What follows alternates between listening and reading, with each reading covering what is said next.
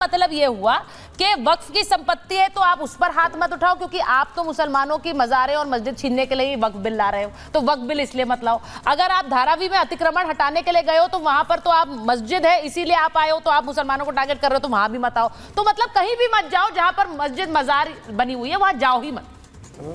यहाँ पहला सवाल उठा है कि अगर अवैध मंदिर बना हुआ है हम निकले तो क्या होगा। हम लोग सीधी तौर पर मानते हैं कि मंदिर अगर अवैध बना हुआ है उसको ध्वस्त होना ही चाहिए, वो ध्वस्त होगा। उसके पक्ष में कोई खड़ा नहीं होगा। ये आप बोल सकते हैं अवधेश जी, क्या ये दानिश जी बोल लेंगे? दूसरा अब मैं बता रहा हूँ, मैं जरा पहले आपको देखिए, इसका दो अलग अलग इश्यू है। धारावी पर मैं आपको बताता हूँ कि धारावी जो है वो उसमें तो पुलिस का प्रवेश करना कठिन रहा है। उस पर फिल्म 1993 में धारावी फिल्म आई थी, कितनी फिल्में उस पर बनी है। वहां से अंडरवर्ल्ड की आवाज निकलती थी, उसका कठिन रहा है वहां जाना।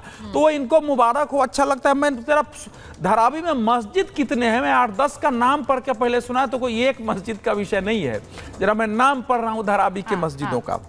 सुन्नी जामा मस्जिद धारावी, कादरिया मस्जिद धारावी, सुन्नी नूरी मस्जिद, मस्जिद दारुसलाम धारावी, सुन्नी इब्राहिमिया मस्जिद, अशराफिया जामा मस्जिद, नूर मस्जिद, सुन्नू गौसिया सफ़ी मस्जिद, सुन्नी कादरी मस्जिद, मौलाना अली दरगाह एंड मस्जिद, मस्जिद व मदरसा अहले हदीस, नौमिन मस्जिद, उसको बोलते हैं सेठवारी मस्जिद, मदीना मस्जिद, तौहीदिया मस्जिद, मोइनिया जामा मस्जिद। आप नाम लेते चले जाओ, धारावी की जितनी संख्या नहीं है आबादी, उससे ज्यादा वहां आपको मस्जिद दिखाई पड़ती है। लेकिन वो आपको अधिकार है, आप जितना चाहें अपने बनाए। लेकिन अगर उसमें से अवैध बना हुआ है, बीएमसी अगर नोटिस देती है, वहां नोटिस उन्होंने एक बात कही, उन्होंने कहा पूरी धारावी अवैध है एक तरह से। ना सुनो, वो तो ये कह रहे हैं। फिर वो तो अच्छा हो गया। धारावी अवैध है और धारावी में चला सबके पास बिजली के कनेक्शन, सबको हटा सकते हैं क्या? बिजली का कनेक्शन, वही तो पानी का कनेक्शन है। ये तो ऐसी भाषा हो गई है कि एक इलीगल मस्जिद के पार्ट को, जिससे समस्या पैदा हो रही है, 90 फीट वो रोड है, उस रोड में समस्या पैदा हो रही है, केवल उसके लिए बीएमसी ने वहां नोटिस दिया। नोटिस कोई लेने के लिए तैयार नहीं, नोटिस चिपकाने गए, चिपकाने देने के लिए कोई तैयार नहीं हुआ है। और आज जब वो तोड़ने, बार बार नोटिस पर नहीं माने, तोड़ने गए, तो आपने जो है घुसने नहीं दिया है। दूसरी बात जो आज जो अब ओवैसी जी बोले हैं बहुत खतरनाक है। मतलब ये तो भारत के खिलाफ दुनिया भर के मुसलमानों को उकसाना है। जब आप उसमें बोलते हैं कि हमारे मुल्क में एक कानून बन रहा है जिससे सारी मस्जिदों को तोड़ दिया जाएगा, सरकार कब्जा कर लेगी, और उसमें जब आप मक्का मदीना का नाम लेते हैं जो दुनिया भर के मुसलमानों का सबसे बड़ा आस्था का केंद्र है, तो आप भड़का रहे हैं दुनिया में।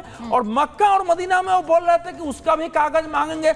मक्का मदीना, सुनो, एक एक चीज लीगल है वहां बाजाब्ता, उसके लिए मिनिस्ट्री है। वहां एक एक ईंट जो लगी है वो नक्शा बना के लगी हुई है। वो मक्का और मदीना जितना लीगल तरीके से बना है, अगर भारत में वैसे मस्जिद ढूंढ लिए जाए तो वक्त पर क्या यहाँ के आधी से ज्यादा मस्जिदें गिरा दी। वो कर रहे हैं मक्का मदीना का कागज बिल्कुल ढूंढिए। अवधेश जी, आपने ये खुलकर बोला कि अगर कोई मंदिर किसी ने अतिक्रमण करके अवैध बना ली है तो उसे हटाया जाए, उसे ध्वस्त किया जाए, आपने ये बोला, और हटाया जाता है। तो इसमें दिक्कत क्या है? क्या ये एक तरह का ऐसा बयान है कि भाई किसी भी मंदिर किसी भी मस्जिद मजार के आसपास भी फटको मत? सिद्धार्थ जी, सिरमौर में जो हो रहा है, वहां पर लोग सड़कों पर उतर आए यही कहने के अवैध अतिक्रमण हटाइए, वक्फ इसलिए हमारे लिए जरूरी है, हमारे हर जगह पर कब्जा होता जा रहा है। और ये पहली बार तो नहीं है कि इस तरह के अवैध कब्जों को लेकर आवाजें उठी हैं, लेकिन लोगों को शायद ये लग रहा है वक्फ बिल आ रहा है तो शायद हमारी समस्या का एक समाधान मिले। दिल्ली के मंदिरों में अवैध कब्जे हो गए, वो कह रहे हैं ये वक्फ की जमीन है, वो उन्हें पता ही नहीं है। लोगों की बयान हमने सुने, वहां रहने वाले लोग कह रहे हैं कैसे हो गई वक्फ, हमें तो पता ही नहीं।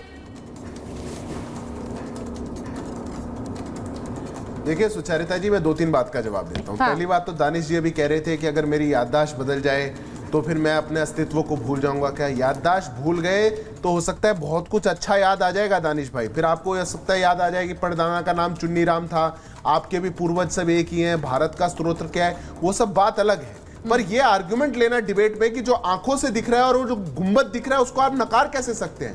अरे गुम्बद इलीगल बनाया गया, आंखों से चीज इलीगल बनाई गई तो उसको नकारा जाएगा।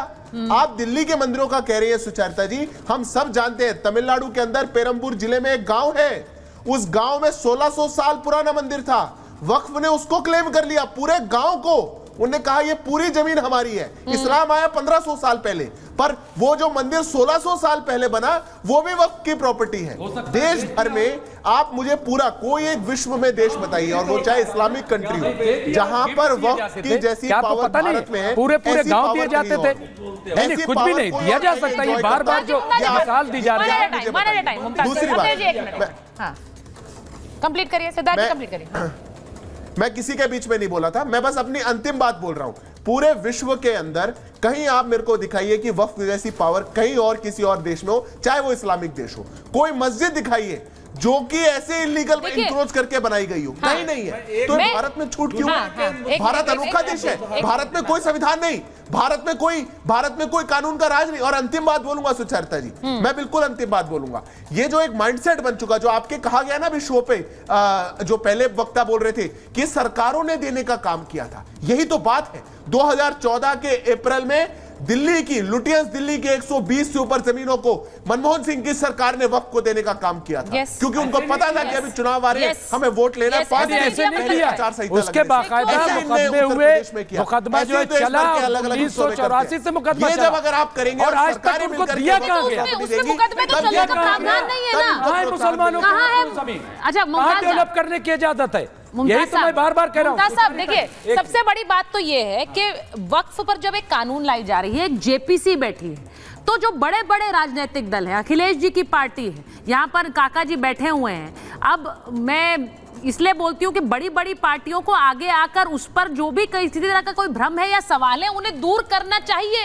ये कहना कि वक्फ आएगा तो मंदिर मजारा, में डायरेक्ट क्वेश्चन है आपसे, आपके पास आऊंगी, उससे पहले काका जी से पूछूंगी। डायरेक्ट क्वेश्चन है काका जी, अब उस पर मैं उम्मीद करूंगी कि आप उसमें एसटीएफ, उसमें सांड, उसमें बेरोजगारी नहीं लाकर सीधा सवाल का जवाब देंगे। मैं आपसे पूछ रही हूं, वक्फ बिल आएगा तो क्या मुसलमानों की मंदिर मजार सारी छिन जाएंगी? सीधा सवाल, सीधा जवाब। सुचारिता, मुझे पूरा भरोसा है कि आप सत्य के करीब रहेंगी, क्योंकि कम से कम सुचिता की तो थोड़ी बहुत पत्रकारिता करने की हिम्मत आप करिए। आपका जो सवाल है कि वक्फ बोर्ड आएगा, जिस तरह से किसान भी लेकर आया था इस देश में, उसमें क्या था, पूरा प्रबंधन क्या था, और सरकार ने क्यों वापस ले लिया? देखिए, घुमा दिया आपने। तरह से वक्फ बोर्ड में आपने घुमा दिया, किस तरह से वो क्या लीगल होगा, क्या वैधानिक होगा, क्या अवैधानिक होगा, ये नहीं है। उसमें ये है कि किस तरह से धार्मिक उन्माद फैले। जब उसमें डीएम को आपको आपके संज्ञान हेतु बताना चाहेंगे कि जब डीएम कौन नियुक्त करता है, मुख्यमंत्री करते हैं, और जब डीएम को पूरी पावर रहेगी तो जो मुख्यमंत्री चाहेगा, जहां की जमीन चाहेगा वहां की जमीन को अधिग्रहित करा लेगा, चाहे वो वक्फ बोर्ड की जमीन होगी या चाहे मजार की जमीन होगी, मस्जिद की जमीन होगी। इसमें मैं ये नहीं कह रहा हूं, हम सभी ये नहीं कह रहे, बहुत जगह इस देश में जमीनों का गजट नहीं है, बहुत सारी विवादित जमीनें हर गांव में, हर मोहल्ले में, हर शहरों में है। उसके लिए एक नियम लाया जाना चाहिए, लेकिन सिर्फ इसलिए कोई कानून बना देना कि धार्मिक उन्माद फैले, सांप्रदायिकता भड़के और लोग हिंदू मुसलमान इस विषय पर आ जाए, तो ये पूरी तरह से इस देश, ये कानून इसलिए लाया जा रहा है कि हिंदू मुसलमान सड़क पर आ जाए, लड़ाई शुरू हो जाए। कह रहे थे कि 2000, मैं खत्म कर रहा हूँ, नहीं इसलिए खत्म कर रहा हूँ, ठीक है बोलिए। मैं खत्म कर रहा हूँ। 2015 में मनमोहन सिंह ने क्या दे दिया वक्फ बोर्ड को, नहीं दिया, ये देश जानेगा। लेकिन इस देश के 140 करोड़ लोग जानते हैं कि इस देश के नरेंद्र मोदी ने अपने पोषित उद्योगपतियों को देश का रेलवे दे दिया, देश के पोर्ट दे दिए, देश के एयरपोर्ट दे दिए, देश के सारे। नहीं, अब ये तो बहुत बड़ा आरोप लगा रहे हैं भाई, बहुत बड़ा आरोप लगा रहे हैं आप। नहीं, ये तो बहुत बड़ा आरोप लगा रहे हैं। मतलब वक्फ के बिल पर अगर चर्चा होगी ना काका जी, तो मुझे पता है कि वक्फ पर बात ना करके, प्रावधानों पर बात ना करके, उसमें मोदी, कोर्ट, उद्योगपति, उसमें बेरोजगारी, उसमें ये सब आएगा, लेकिन वक्फ के प्रावधानों पर चर्चा नहीं होगी, ये मुझे पक्का पता है। मैं सिर्फ ये कह रही हूं कि हर एक मुद्दे पर उस समय बात होनी चाहिए ना, घुमा फिरा के नहीं होनी चाहिए।